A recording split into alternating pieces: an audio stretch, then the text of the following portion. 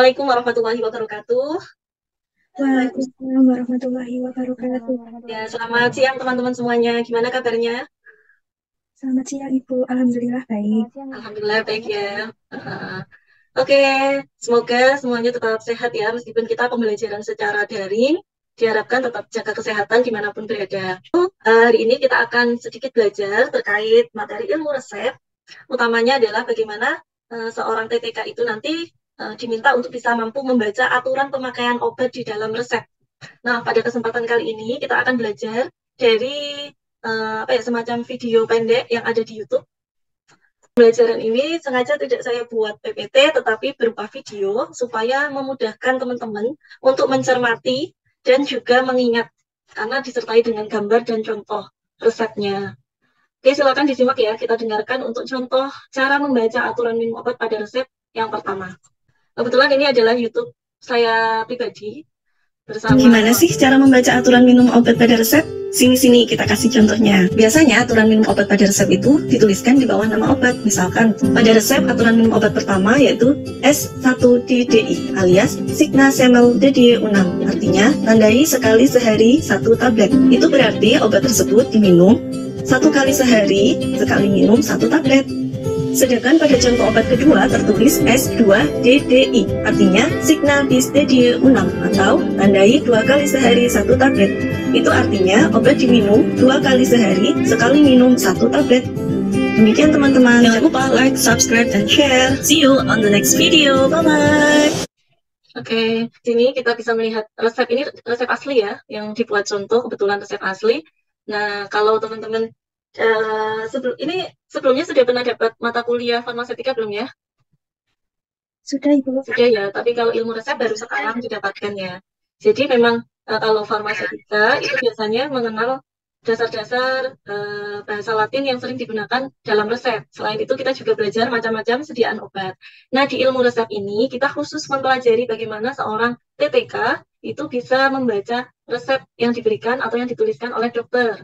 Coba kalian cermati di gambar ini. Di resep ini ada banyak komponen ya, mulai dari nama apotek, kemudian nomor SIPA dari si apoteker. Itu kalau dia berupa salinan resep. Kebetulan ini bentuknya salinan resep. Atau kalau resep langsung dari dokternya itu biasanya ada nama dokternya dan untuk pasien siapa. Kemudian yang kita fokuskan hari ini adalah di dalam resepnya itu setiap obat yang diberikan di resep mesti dimulai dari huruf R. R kemudian ada strip, baru kemudian nama obat. Jadi kalian bisa tahu ada berapa jumlah obat di dalam satu lembar resep itu dilihat dari jumlah huruf R-nya. Oke? Sampai sini paham teman-teman? Paham Ibu. Oke.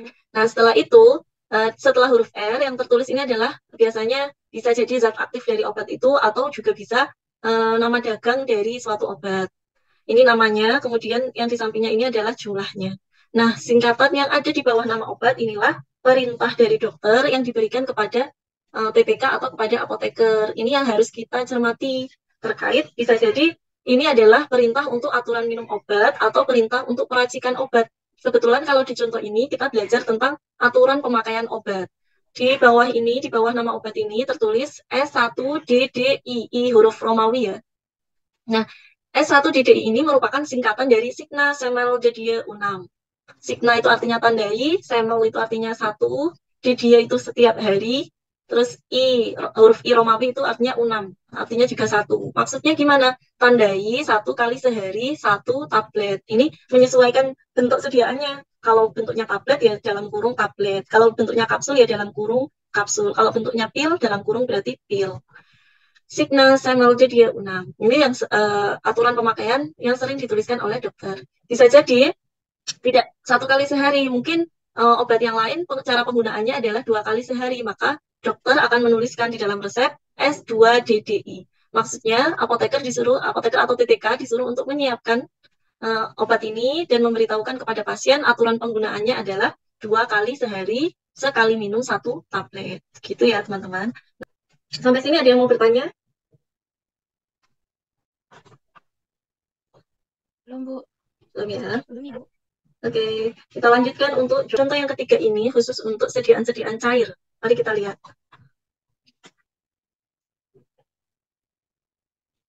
Assalamualaikum teman-teman sekolah Mas Hendra, kembali lagi di contoh ketiga cara membaca aturan minum obat pada resep.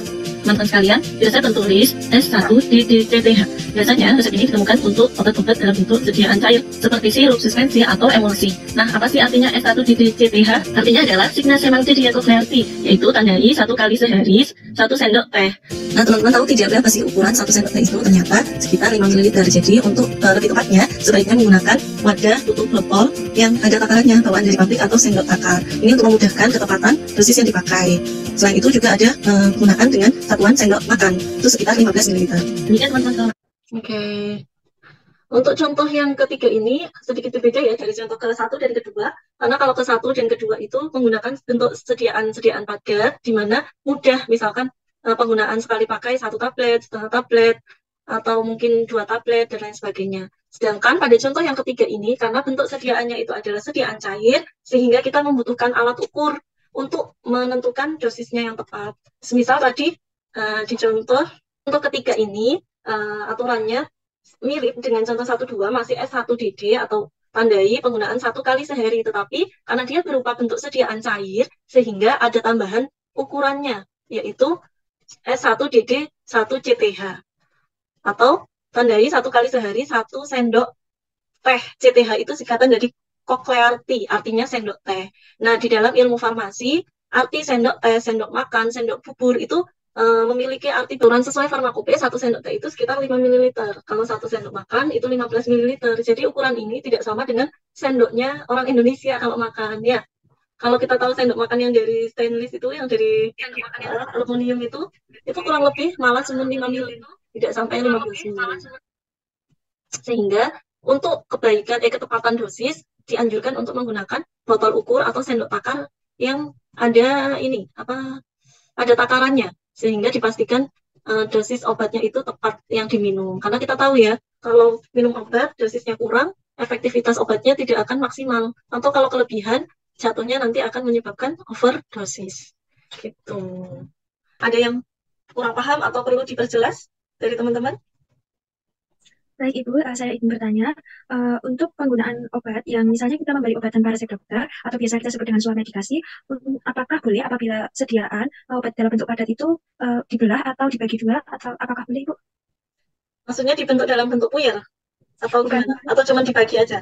Ya, dibagi saja seperti kayak orang tua kalau memberikan obat pada anaknya, seperti itu. Kalau obat-obat tanpa resep itu harus dipastikan dulu apakah dia memang obat-obat bebas dan obat bebas terbatas atau dia obat keras. Kalau dia obat keras tanpa resep tidak bisa diberikan kepada pasien kecuali obat-obat OWA atau obat wajib apotek. Dan kemudian karena itu biasanya obat-obat yang dibeli pasien tanpa resep itu tanpa melalui dokter, maka TTK atau apoteker itu harus memberikan KIE kepada pasien. Informasi dan edukasi obatnya harus disampaikan, mulai dari nama obatnya apa, kemudian cara pemakaiannya bagaimana. Nah, ini pembelahan obat itu disesuaikan dengan kebutuhan. Berapa kali dipakai dan sekali pakai dosisnya berapa. Jadi ditanyakan dulu ini untuk pasien dewasa atau untuk pasien anak, gitu ya. Kalau yang dimaksud Mbak Salsabila tadi, pasien dewasa atau pasien anak? Semisal ada pasien anak-anak, kemudian kalau kita membeli obat di situ ya tertera dewasa berapa gitu. Ya itu biasanya misalkan paracetamol kekuatan dosis 500 mg gitu ya. Kemudian untuk dipakai pasien anak, sehingga pemakaiannya itu dosisnya hanya 250 atau 125 mg. Maka harus dibagi dari jumlah dosis yang tertera di kemasan 500 mg, kebutuhannya berapa, dibagi dengan kebutuhan. Sehingga memang nantinya tabletnya itu akan dibagi. Nah itu juga harus disampaikan ke orang tua pasien. Kalau supaya dosisnya itu lebih mudah, lebih tepat, maka ini harus digerus dulu. Atau kalau mau dibagi langsung juga bisa, tapi dipastikan pembagiannya itu rata untuk ke semua bagian gitu. Atau kalau lebih mudah, kita bisa menyarankan Ibu ada loh yang bentuk sediaannya tetes. Ini lebih mudah pemberiannya. Ibu berkenan atau enggak kalau misalkan diganti ke bentuk sediaan tetes. Terima kasih. Oke. Mbak Ika, ada pertanyaan tidak Mbak Ika? Alhamdulillah, belum Bu.